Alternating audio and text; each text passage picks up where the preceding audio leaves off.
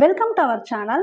இந்த வீடியோவில் Madras high court exam பற்றிய சில பேசிக் விஷயம் தான் பார்க்க போகிறோம். அதாவது நிறைய பேர் என்ன கமெண்ட்ஸில் கொடுத்துருந்தீங்கன்னா, இந்த எக்ஸாம் வந்து எங்கே கண்டக்ட் பண்ணுறாங்க, அப்புறம் எவ்வளோ நேரம் டைம் கொடுக்குறாங்க, எவ்வளோ மார்க்ஸ் எடுக்கணும், அந்த மாதிரிலாம் கேட்டிருந்தீங்க. ஸோ உங்களுக்காக தான் இந்த வீடியோ நான் போட்டிருக்கேன். ஃபஸ்ட்டு சில போஸ்டிங் எந்தெந்த போஸ்டிங் நான் சொல்லிடுறேன். 2 பார்ட்டாக கொடுத்துருக்கேன். ஃபஸ்ட்டு பார்த்தீங்கன்னா, தூய்மை பணியாளர், காவலர், இரவு காவலர், மசால்ஜி, ஆஃபீஸ் அசிஸ்டன்ட் இவங்களுக்கெல்லாம் ஒரு பேட்டர்ன். அப்புறம் எக்ஸாமினர், ரீடர் இவங்களுக்கெல்லாம் பார்த்தீங்கன்னா தனியாக ஒரு பேட்டர்ன் இருக்குது. ஸோ நம்ம ஃபஸ்ட்டு இந்த பேட்டர்ன் பார்த்தரலாம். இது யாராக இருக்குன்னா, தூய்மை பணியாளர், காவலர், இரவு காவலர், மசால்ஜி, ஆஃபீஸ் அசிஸ்டன்ட் அவங்களுக்கு உரிய பேட்டர்ன் இது. ஸோ தேர்வோட தன்மை பார்த்தீங்கன்னா 3 பார்ட்டாக இருக்குது. பொது எழுத்து தேர்வு, அது வந்து ஓஎம்ஆர் ஷீட்டில் தான் நடக்குது. 100 மதிப்பெண்கள் ஃபஸ்ட்டு தேர்வு. அடுத்து செகண்ட் பார்ட்டு பார்த்தீங்கன்னா செய்முறை தேர்வு, அது பார்த்தீங்கன்னா 70 மதிப்பெண்கள். அப்புறம் தேர்டு பார்த்தீங்கன்னா வாய்மொழி தேர்வு, இன்டர்வியூ, அது வந்து 30 மதிப்பெண்கள். ஸோ டோட்டலாக உங்களுக்கு 200 மதிப்பெண்கள் கேட்குறாங்க. இதில் ஃபஸ்ட்டு இருக்கு இல்லையா, பொது எழுத்து தேர்வு. அந்த எழுத்து தேர்வையே பகுதி அ, பகுதி ஆன்னு பிரிக்கிறாங்க. பார்ட் ஏ, பார்ட் பின்னு 2 பகுதியாக பிரிக்கிறாங்க. அதில் என்ன மாதிரி கொஸ்டின் வரும், அந்த ஃபஸ்ட்டு 100க்கு தான் இப்போ நான் சொல்லிகிட்ருக்கேன். இப்போ பாருங்கள், ஃபஸ்ட்டு பகுதி அ இருக்கு இல்லையா, அது வந்து பொதுத்தமிழ். பார்ட் ஏ வந்து பொதுத்தமிழ். மொத்த வினாக்கள் எவ்வளோ கேட்குறாங்கன்னு பார்த்தீங்கன்னா 50 கொஸ்டின்ஸ் கேட்குறாங்க. அதில் வந்து மொத்த மதிப்பெண்கள் 50, அதாவது ஒரு கொஸ்டினுக்கு 1 மார்க் வீதம். இப்போ குறைஞ்சபட்சம் எவ்வளோ எடுக்கணும் அப்படின்னு பார்த்தீங்கன்னா 20. ஸோ 50க்கு 20 மார்க் எடுக்கணும். இதுதான் வந்து குறைந்தபட்ச தேர்ச்சி மதிப்பெண்கள். அது மட்டும் இல்லாமல் பார்ட்டு பி இருக்குது, அதுவும் சேர்ந்து தான் உங்களுக்கு 2 மணி நேரம் டைம் பார்த்தீங்கன்னா 2 ஹவர்ஸு. பார்ட்டு பி பார்த்தீங்கன்னா ஜென்ரல் நாலேஜ், அதுவும் வந்து பார்த்தீங்கன்னா 50 கொஸ்டின்ஸு. ஒவ்வொரு கொஸ்டினுக்கு 1 மார்க்கு, டோட்டலாக 50 மார்க்ஸு. அதுலேயும் வந்து எவ்வளோ எடுக்கணும்னா 20 மார்க்ஸ் எடுக்கணும். ஸோ இந்த 2 பார்ட்டும் சேர்த்து தான் உங்களுக்கு டைம் பார்த்தீங்கன்னா 2 ஹவர்ஸ் கொடுத்துருக்காங்க. மொத்த கொஸ்டின் 100, 50-50யாக பிரிச்சுருக்காங்க. டைம் டியூரேஷன் பார்த்தீங்கன்னா இந்த எக்ஸாமுக்கு 2 ஹவர்ஸ். இதில் வந்து பார்த்தீங்கன்னா சில பேருக்கு ஆங்கிலம் கொடுப்பாங்க. அது யாருக்குன்னா மாற்றுத்திறனாளிகளுக்கு மட்டும்தான் வந்து ஆங்கிலம் கொடுக்குறாங்க. மற்ற எல்லாருக்குமே பொதுத்தமிழ், தமிழ் தான். ஸோ அதுக்கான பாடத்திட்டம் பார்த்தீங்கன்னா ஃபஸ்ட்டு பார்ட் இருக்கு இல்லையா, பார்ட் ஏக்கு 8ஆம் வகுப்பு வரை உள்ள தமிழ்நாடு அரசு பாடத்திட்டம், அதுதான் தமிழுக்கு, பொது தமிழுக்கு. ஸோ அதுக்குள்ளே தான் உங்களுக்கு கொஸ்டின் வரும். பார்ட் பி இருக்கு இல்லையா, அது பார்த்தீங்கன்னா நடப்பு நிகழ்வுகள், அடிப்படை கணித திறன் மற்றும் வீட்டு பராமரிப்பு முறைகள், சுகாதாரம், உணவு தயாரிப்பு மற்றும் பரிமாறுதல், தோட்டக்கலை உபகரணங்களை கையாளுதல், பராமரிப்பு செய்யும் முறைகள், நீர் பராமரிப்பு மற்றும் பாதுகாப்பு, வீடு மற்றும் அலுவலகம் பராமரிக்கும் அடிப்படை கொள்கைகள், இதெல்லாம் கேட்டிருக்காங்க. இதை பற்றி தான் நான் உங்களுக்கு வந்து நிறைய கொஸ்டின்ஸ் வந்து கம்பைல் பண்ணி கொடுத்துட்ருக்கேன். சப்போஸ் நீங்கள் வந்து இதெல்லாம் ரெஃபர் பண்ணணும் அப்படின்னா, நீங்கள் இந்த வெக்கேஷ்னல் குரூப் புக்ஸ் இருக்குது, 11th 12th புக்ஸை பாருங்கள். அதில் சில பேசிக் திங்ஸ்லாம் கொடுத்துருக்காங்க. அப்புறம் ஜென்ரலாக கூகுள்லேயும் சர்ச் பண்ணிங்கன்னா கொடுத்துருப்பாங்க. ஸோ இது வந்து ரொம்ப திங்க் பண்ணுற மாதிரி நல்லா பேசிக்காக தான், அடிப்படையாக தான் கேட்குறாங்க. மேக்ஸு கூட வந்து உங்களுக்கு ஈஸியாக தான் கேட்குறாங்க. மேக்ஸு கூட நான் வீடியோ போட்டிருக்கேன், உங்களுக்கு ஐடியா வேணும்னா பாருங்கள். இல்லை 2-3 இயர் கொஸ்டின்ஸ் வந்து நீங்கள் அட்டன் பண்ணிட்டாலே உங்களுக்கு மேக்ஸ் ஈஸி, எவ்வளோ ஈஸின்னு உங்களுக்கு தெரிஞ்சிடும். அதையும் பாருங்கள். ஸோ அந்த பார்ட் ஏல பார்த்தீங்கன்னா தமிழில் தான் இருக்கும். அதான் அந்த மாற்றுத்திறனாளிகளுக்கு மட்டும் அது வந்து இங்கிலீஷில் இருக்கும் அந்த கொஸ்டின்ஸு. அவங்க தேவைப்பட்ட அதுவும் ஆப்ஷன் தான். இப்போ இதில் பார்த்தீங்கன்னா அந்த பார்ட் ஏல வந்து 20 மதிப்பெண்கள் கொடுத்துருக்காங்க இல்லையா, அந்த பார்ட் ஏல நீங்கள் 20 மதிப்பெண்கள் எடுத்தால் தான் அடுத்து பார்ட் பி வந்து அவங்க வந்து கரெக்ஷன் போடுவாங்க, மதிப்பீடு செய்யப்படும். இல்லைனா கரெக்ஷன் போகாது. ஸோ நெக்ஸ்ட்டு பார்த்தீங்கன்னா பார்ட் ஏ மற்றும் பார்ட் பியில் பெறப்படும் மொத்த மதிப்பெண்கள் இடஒதுக்கீட்டு விதியின் அடிப்படையில் சான்றிதழ் சரிபார்ப்பிற்கு தெரிவு செய்யப்படுவர். இந்த ஃபஸ்ட்டு முடிஞ்சாதான் இந்த 100 ப்ளஸ் இங்கே இருக்குது பார்த்தீங்களா, உங்களுக்கு 100, 70, 30 மொத்த மார்க் வந்து பார்த்தீங்கன்னா உங்களுக்கு 200. இந்த 100லேயும் ஃபஸ்ட்டு பார்ட் ஏ இருக்குல்ல, அந்த 50க்கு நீங்கள் 20 எடுத்தால் தான் பார்ட் பிஏ உங்களுக்கு கரெக்ஷன் ஆகும். அப்புறம் பார்ட் ஏ, பார்ட் பி ரெண்டும் சேர்த்து தான் நீங்கள் எந்த அளவுக்கு தேர்வில் மதிப்பெண் எடுத்திருக்கீங்களோ அதை பொறுத்து தான் உங்களுக்கு செய்முறை தேர்வுக்கு உங்களை கூப்பிடுவாங்க செகண்ட் பார்ட்டுக்கு. சரிங்களா? ஸோ இதுதான் பேசிக்கு.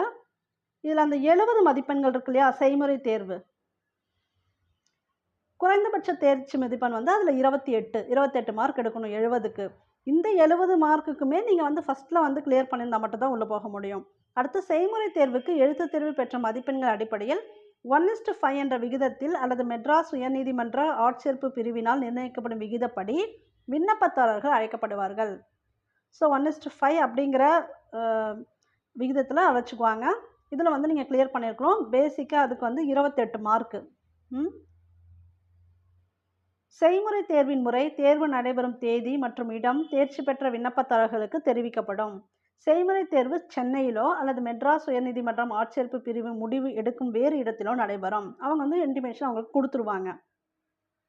எழுத்துத் தேர்வில் பெறப்பட்ட மதிப்பெண்கள் தகுதியின் அடிப்படையில் தேர்வு செய்யப்பட்டோர் செய்முறை தேர்வுக்கு வீட்டை பராமரித்தல், சுகாதாரம், வீட்டு உபயோகப் பொருட்களை கையாளுதல், உணவு தயாரிப்பு மற்றும் பரிமாறுதல், துப்புரவு, தோட்டக்கலை, உபகரணங்களை கையாளுதல், பராமரிப்பு செய்முறைகள் இதே தான் ஃபர்ஸ்ட் உங்களுக்கு கொடுத்துருந்தாங்க இல்லையா, அதே தான் கொடுத்துருக்காங்க திரும்ப. இதை பற்றி ஜென்ரலாக தான் உங்களுக்கு வந்து அந்த செய்முறை தேர்வு இருக்கும் அப்படின்னு சொல்கிறாங்க.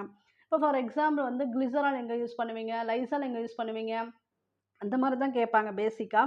இப்போ டாய்லெட் கிளீனிங் பற்றி தெரிஞ்சிருக்கணும், அப்புறம் ரூம் கிளீனிங் பற்றி தெரிஞ்சிருக்கணும், இது எல்லாமே தெரிஞ்சிருக்கணும், பேசிக் திங்ஸ் தெரிஞ்சிருக்கணும். அப்புறம் அடுத்தது பார்த்தீங்கன்னா இன்டர்வியூ வாய்மொழி தேர்வு. அது வந்து பார்த்தீங்கன்னா 30 மார்க்ஸு. ஸோ அந்த 30 மார்க்ஸில் குறைஞ்சபட்சம் எவ்வளோ எடுத்திருக்கணும்னா 12 மார்க்ஸ் எடுத்திருக்கணும். வாய்மொழி தேர்வுக்கு விண்ணப்பதாரர்கள் பொது எழுத்துத் தேர்வு மற்றும் செய்முறை தேர்வு பெற்ற மதிப்பெண்கள் அடிப்படையில் ரெண்டுமே எடுத்துக்கிறாங்க. ஸோ ஃபஸ்ட்டு பார்ட்டு உங்களுக்கு, அடுத்த பார்ட்டு ரெண்டுத்தையும் கால்குலேட் பண்ணி ஹையஸ்ட் மார்க் எவ்வளோ வரைக்கீங்களோ, எத்தனை பேர் எழுதுறீங்களோ அதில் ஹையஸ்ட் மார்க் தான் ஃபஸ்ட் எடுக்கிறாங்க. இது குறைந்தபட்ச மதிப்பெண்கள்லாம் ஜென்ரலாக தகுதிக்கு உரியது. நீங்கள் வந்து 12 மார்க் எடுத்துட்டா நம்ம அந்த ஃபுல்லாக போயிடலாம், அடுத்த நிலை போயிடலான்னு கிடையாது. உங்களுக்கு எத்தனை பேர் காம்படிட்டர் இருக்காங்கன்னு தெரியாது. ஸோ அவங்க ஹையஸ்ட் மார்க் எவ்வளோ இருக்காங்களோ அதைப்படி தான் உங்களுக்கு 1:3ல் அவங்க வந்து கூப்பிடுவாங்க. ஸோ இதில் மினிமம் மார்க்ஸ் தான் 12. ஓகேங்களா? ஸோ இன்டர்வியூவில் பார்த்தீங்கன்னா ஜென்ரலான விஷயங்கள் தான் கேட்பாங்க. ஸோ வாய்மொழி தேர்வுக்கு விண்ணப்பதாரர்கள் பொது எழுத்துத் தேர்வு மற்றும் செய்முறை தேர்வு பெற்ற மதிப்பெண்கள் அடிப்படையில் தான் கூப்பிட்றாங்க. தகுதி பெற்ற விண்ணப்பதாரை பொறுத்து மெட்ராஸ் உயர்நீதிமன்ற ஆட்சேர்ப்பு பிரிவு நிர்ணயிக்கும் எண்ணிக்கையில் ஒவ்வொரு பதவிக்கும் தேர்வு செய்யப்படுவர். அங்கே எவ்வளோ வேக்கண்ட் இருக்கோ அதை பொறுத்து உங்களுக்கு தேர்வு செஞ்சுப்பாங்க. அதுக்கு தான் இத்தனை பேர் கூப்பிட்றாங்க, 1:3ங்கிற விகிதப்படி கூப்பிட்றாங்க. ஸோ இவ்வளோ தான் ஜென்ரல் இன்ஃபர்மேஷன்ஸு. இப்போ நெக்ஸ்ட் என்ன பார்க்கலான்னு பார்த்தீங்கன்னா, examiner, reader, junior bailiff, senior bailiff, xerox operator இவங்களுக்கெல்லாம் எந்த மாதிரி பேட்டர்ன் அப்படிங்கிறத பார்க்கலாம். ஸோ இங்கே பார்த்தீங்கன்னா தேர்வின் தன்மை 2 தான். அதாவது பொது எழுத்துத் தேர்வு, அப்புறம் வாய்மொழி தேர்வு. ஃபஸ்ட்டு ஒரு எக்ஸாமு, அடுத்து வந்து இன்டர்வியூ, அவ்வளோதான். நடுவில் செய்முறை தேர்வு இங்கே கிடையாது. ஸோ அவங்க எல்லாத்தையும் சேர்த்து உங்களுக்கு 170 மார்க்ஸ் தான் ஃபஸ்ட்டே கொடுத்துட்றாங்க. OMRல பொது எழுத்துத் தேர்வுலேயே 170 மதிப்பெண்களும் கொடுக்குறாங்க. இன்டர்வியூ பார்த்தீங்கன்னா 30 மார்க்ஸ் கொடுக்குறாங்க, 30 மதிப்பெண்கள். ஸோ டோட்டலாக 200 மார்க்ஸு. அது எப்படி பிரிச்சிருக்காங்கன்னு பார்த்தலாம். பொது எழுத்துத் தேர்வு part A and part B தான். ஸோ பார்ட் ஏ பார்த்தீங்கன்னா பொதுத்தமிழ். இது வந்து உங்களுக்கு 10ஆம் வகுப்பு வரைக்கும் தரம் இருக்கும். அவங்களுக்கு 8ஆம் வகுப்பு, உங்களுக்கு வந்து 10ஆம் வகுப்பு வரைக்கும் இருக்கும். ஸோ கீழே அந்த சிலபஸ் கொடுத்துருப்பாங்க, பார்த்துக்கலாம். ஸோ மொத்த வினாக்கள் வந்து 50, மொத்த மதிப்பெண்கள் 50. ஸோ ஒவ்வொரு வினாவுக்கும் 1 மார்க் கொடுக்குறாங்க. குறைந்தபட்ச தேர்ச்சி மதிப்பெண்கள் எவ்வளோன்னு பார்த்தீங்கன்னா 20 மார்க்கு. அடுத்து பார்ட் பி பார்த்தீங்கன்னா ஜென்ரல் ஸ்டடீஸு, அப்புறம் மேக்ஸு இதெல்லாம் கேட்குறாங்க, ஆப்டிடியூடு, மென்டல் எபிலிட்டி டெஸ்ட் இதெல்லாம் கேட்குறாங்க. ஸோ அதுக்கு பார்த்தீங்கன்னா மொத்த வினாக்கள் 120, மொத்த மதிப்பெண்கள் 120, குறைந்தபட்ச தேர்ச்சி மதிப்பெண்கள் பார்த்தீங்கன்னா 48. ஸோ இதுக்கான ஹவர்ஸ் பார்த்தீங்கன்னா 3 ஹவர்ஸு. அவங்களுக்கு 2 ஹவர்ஸ் எக்ஸாம், உங்களுக்கு 3 ஹவர்ஸ் எக்ஸாமு. இங்கே பாடத்திட்டம் கொடுத்துருக்காங்க பாருங்கள். பொதுத்தமிழ் பகுதி ஆக்கு பார்த்தீங்கன்னா 10ஆம் வகுப்பு வரை உள்ள தமிழ்நாடு அரசு பாடத்திட்டம்.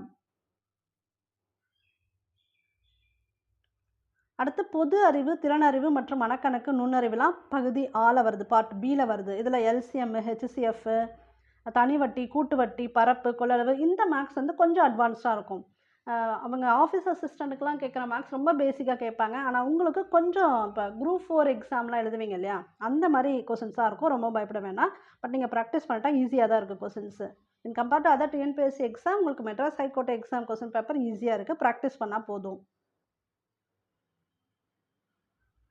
ஸோ உங்களுக்கு எப்படி எடுக்கிறாங்க பேசிக்குன்னு பார்த்துக்கலாம்.